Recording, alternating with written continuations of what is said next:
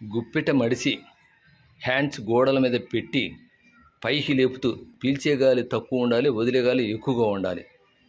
చెయ్యండి, ఆరోగ్యం ఉంటుంది.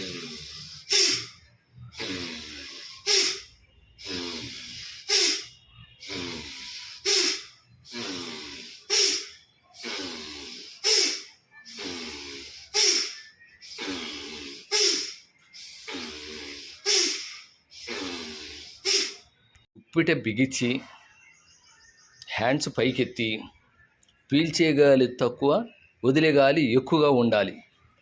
భస్త్రిక బాగా చేయండి. ప్రాక్టీస్ చేయంగా ఆరోగ్యం బాగుంటుంది.